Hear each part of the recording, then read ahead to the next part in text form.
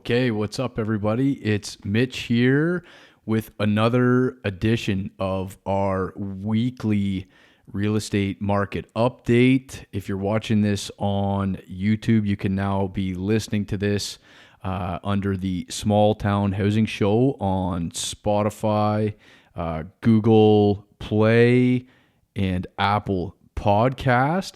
This is now a weekly real estate show where we are discussing local real estate statistics, how the week's headlines might affect price movement and affordability in the future in our city of Peterborough, our surrounding small towns, and other similar mid-sized cities in our quadrant of central and eastern Ontario here. We're talking on a weekly basis, macroeconomics, provincial news headlines, municipal news, and some of the small town supply side stories with our guest. Speaking of which, we will have our first guest for next week's episode, and you guys are going to get an introduction to Tamer Kamar. So it is the Kamar Cleary team that we operate under here in Peterborough, and we're going to sit down and do a bit of a deep dive, get you guys introduced to Tamer, his expertise in the area, and just see where it goes. There's plenty of topics we could dive into there, spanning from his views on where the market's heading right now, onto his negotiation expertise, sort of a lineage of the history of real estate in Peterborough over his last 18 years in business. So we'll see where that one goes, but it should be an awesome chat. That's going to be next week, and let's run you through this week's topics. So first, we're going to do a 7-day review, and this is going to be a consistent pattern in the shows going forward. We're going to take the last 7 days of statistics, so we're getting sort of hyper-focused here and giving people a bit more of a pulse beyond that month-to-month update for everybody who's trying to accumulate information in order to make decisions and follow the trends more closely and be on the pulse of things. We're going to do our 7-day review. We're going to go on to our macro talk. So just a glance over our macro headlines. A lot of them are going to be recurring. So unless anything drastically changes on a show like this, I'm going to try and keep it a little bit briefer, just hit on the main points and revisit our standard macro points to see if anything's changed there. We're going to do the Toronto Watch. So a glance at the ongoing trends down in the GTA, which are always affecting us here eventually. And then quickly, I've got a couple of notes on basically buyer and seller advice in the near-term future here. So let's get ready to jump into it. Before we go into the 7-day review, I want to take an opportunity to basically put forward a plug for a featured listing that we have right now. It's a bit of a unique one, so it's something that's hard to articulate to people. I don't think too many people are going to grasp what it really is just from seeing the listing online or glancing over it. And what we've got is 2 parcels of land being sold as one out on Round Lake in Havelock, so about 35 minutes east of the city here. And it's got over 2,000 feet of shoreline frontage on Round Lake. Mature forest. It's beautiful. We were out there about a month ago to view it, and there is bear on the property. There's been wolves spotted there. There's eagles. It is absolutely, I could not believe my mind how different it felt only 35 minutes from Peterborough. And there's a dwelling on the property that is prime for improvement, but the footprint is there in what is an otherwise pretty protected property. But anyways, this is a super unique opportunity, 220 acres on the lake. Just thought I'd put it out there if there's anybody watching closer down to the GTA. This is the type of, this is where I believe we're listed at right around $2.5 million on this one currently, but this is a rare opportunity for kind of like a family compound. This is a legacy lands that you just don't see that often. So I wanted to take a chance to put it out there. We really want to promote this one. So if you know anybody looking for real interesting, special piece of property with mature growth forest and a lot of extremely private water frontage. That's the one. So I'm going to put the link for that down in the bottom of the video for you guys on County Road 46 there. And on with the 7-day review. So when I go back in these snapshots, I'm going to give you the county and I'm going to give you the city. So the county, 65 new listings, 56 firm sales in the last 7 days. So the important thing to take out of that is that for the first time in 2022, really, we're starting to see consistent chunks of time where there's more new listings coming on than firm sales happening. So up until now, it's been consistently the sales and the new listings have been staying right on track. So our prices have trended upward because our inventory was just pinned down below half a month. So it's slowly starting to creep up. And I do say slowly because it's been slow up to this point, but it feels like it's changing very rapidly. So that's a net of 10 new listings there last week in the county, with an important statistic that there was 8 price changes, 5 of which were price increases, which indicates to us that these were listings which, for the most part, had their offer dates, did not get any offers that were adequate, or the price level in the competition didn't reach what the sellers were looking for. They've canceled, they've relisted higher. So we're starting to see more of these. 5 out of the total activity between 65 new listings and 56 firm sales, 5 price increases is not a lot, but it's more than we've been seeing throughout the year. So that's something we're going to keep an eye on as the weeks go by. In the city, 42 new listings, 40 firm sales, 3 price changes only. So the city shows a pretty tight inventory picture versus the county that is indicating that bit of upward movement in the inventory. But here's what I want to say. Over the last week, when I analyze what's been sold out there, there was several listings. I can think of at least 3 last week, or sales, I should say, not listings, several sales last week that I saw that I would deem to be arguably could draw a pretty good case that these things sold between $20,000 to $40,000 less than what we would have expected to see about 3 weeks prior. And we're talking about stuff that's in the $750,000 price bracket.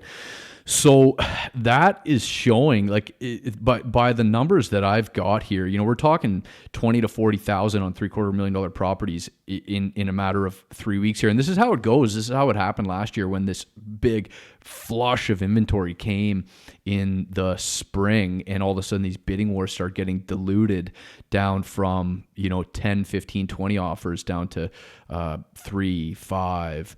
And obviously there's still some properties that are shooting upwards. We're still seeing some that are hitting 15 plus offers, but it feels like, and as I'm talking to local agents and what we're seeing on our own stuff, is that there is less showings, there is less offers total. There's going to be the ones that buck that trend based on what they're listed for, how good they show, how unique they are. But all in all, what we're seeing in the last 7 days uniquely this year is that we are starting to feel that softening. Listings coming on quicker, more variety, less panic, less fear of missing out by the buyers, and some softening of prices. So like I said, several examples where I saw prices down what would be in the range between 3 to 5% less in the last week than what we would have seen just 3 weeks ago. So let's not forget now, because people, we have obviously sellers on deck we got people preparing to sell next week and the week after. And when you hear things like this, that you're seeing sales this week that were down 3 to 5% base, versus a few weeks ago, a month ago. People can be upset that we missed the top, and you're never gonna the absolute top. When you analyze a data set, when you look at these prices and each year, the absolute top only lasts for a couple weeks. Arguably, we're still in. If you look at this on a graph, and there's the absolute peak, and then if you just start coming down, we have just turned the corner, and so we're still way up here.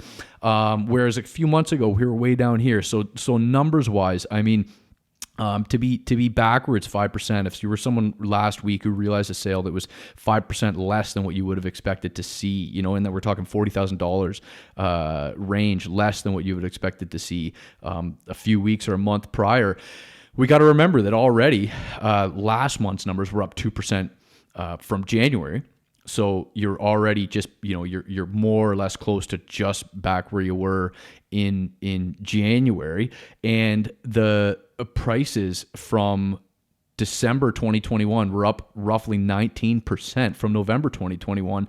And those prices were up 27% from the November of the year prior. So when we're talking about a 5% price reversal on some product in this period, you got to remember that we're still in a bracket that represents, no matter what, you're in this echelon of historically high prices, and we'll just see how far that trend continues over the coming months. This will really be the story now, as it feels like we've turned the corner. And the absolute price explosion that happened so far in the winter has been a bit reversed. And we'll just see how far it goes in that direction now as things move forward. So let's talk about macro talk here. Continued news about immigration push coming out of Ukraine. I'm starting to see, more and more headlines about how we're going to work to take refugees over here. A lot of questions up in the air about their status in terms of being able to enter the education systems, how long their stay is going to be, what the ability to be granted resident status in the long run is. It sounds like they're kind of just going to hit go and start welcoming people in here under an emergency protocol, and then figuring things out after. Obviously, this is evolving on a daily basis, but I'm read several articles just over the weekend that were up to date. Sound like they didn't have things really hammered out, but the definite direction was absolutely accepting a large number of refugees from Ukraine. And haven't heard concrete things about whether or not this is affecting the overall immigration numbers, or if they're just going to allow larger percentages of Ukrainians and sort of backlist some people who have been on the wait list from other countries at the time being. But I did want to mention, obviously, a lot of our immigration does flow through Ontario first. They sort of land in the GTA and then disseminate, find the comfort zone from there. But there is already a lot of talk starting to come around about how many Ukrainians might tend to migrate towards Saskatchewan, since that is historically a real landing point. They got a long history of having a solid Ukrainian community there, and arguably they could continue to be the premier destination ongoing here. So we'll see how that unfolds, the Ukrainian immigration story, and whether or not it's going to be a big factor for Ontario and our demand side pressure. It's still pending on that story. Recessionary pressures are absolutely moving forward. The price of fuel is going to be feeling pressure ongoing as the war wages here, and sanctions with Russia. There's been some fantastic analysis of this on another podcast, the Looney Hour, where they're doing a great job at highlighting that the pressure on gasoline, oil prices right now, the energy sector has been really obviously acutely affected by Russia just recently, but a lot of the build up to this was based on these green bottlenecks that have been building up for years. Just too much and too early of a government pullback from our fossil fuels. And too quick of an attempted jump off of them, so leading us to be reliant on the other oil producing countries of the world. And there's no really quick turnaround for our price pressure on energy right now. So this is going to affect things going forward in a number of ways. Obviously, there is going to be recessionary pressures will loom. That's going to affect the Bank of Canada's ability to continue to have enthusiasm for interest rate hikes, because as many people have been pointing out, this is the wrong type of inflation to be attacking with interest rates now, the type that we're seeing currently. It's not really growth-based. It's all supply chain restriction based inflation.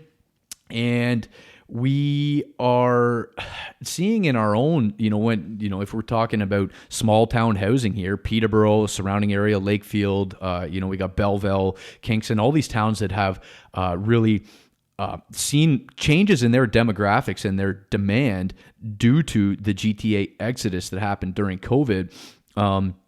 This could potentially acutely reverse that social trend here as gasoline prices have skyrocketed, because anybody who was on a hybrid work schedule and had to go back and forth, a couple of days a week, a few days a week now, if they're not absolutely virtual, of course they're going to have to be factoring in the price of gasoline in their commute, and the picture on that is changing on the daily. What's the outlook going to be? Everyone's going to have to be sort of hedging their bets if they haven't moved here yet, or if they're here and they're having to commute more frequently in the near term future. If they were totally virtual before, now they're going 3 days a week with gas, hovering 170, 180 a liter.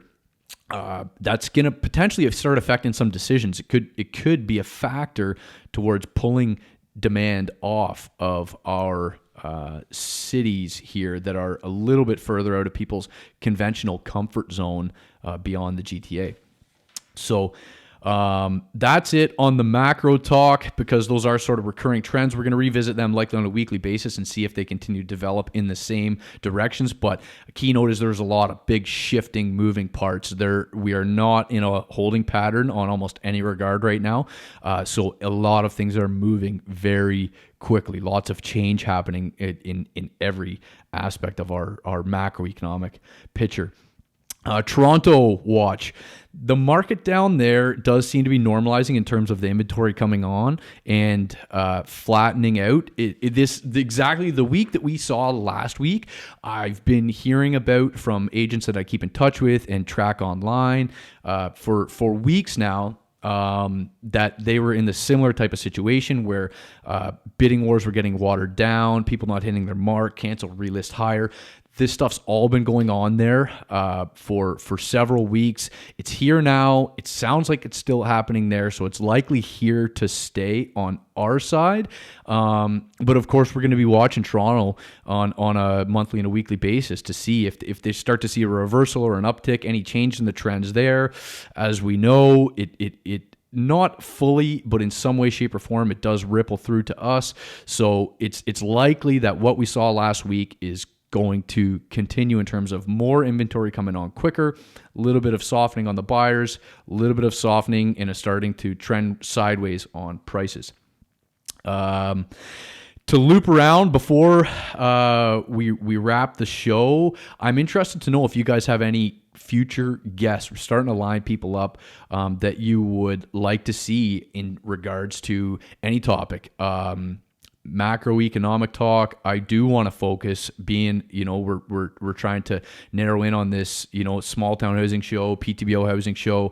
I would love to get some speakers on talking about the municipal supply side of the equation and how our local governments are viewing the shifting forces that are going on here and sort of what population expansion, what population growth numbers are being used in our forecast going forward here, and how our forward-looking housing supply addresses that in terms of some concrete numbers about how many people are we expecting to move here and how many dwellings do we have coming online in the next 2 to 5 years.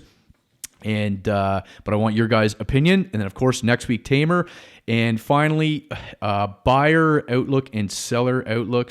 We got the buyer's corner. Hopefully we can name these segments eventually. Buyer's corner, and then the seller's corner.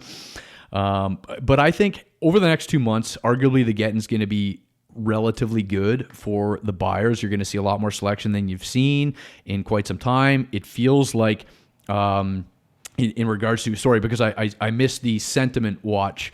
I skipped that. So because it does play into this very importantly, is that we are getting continued ongoing calls from would-be sellers, investor sellers, boomers looking to downsize. There's a lot of people that are feeling, hey, I don't want to miss this window of these record high prices.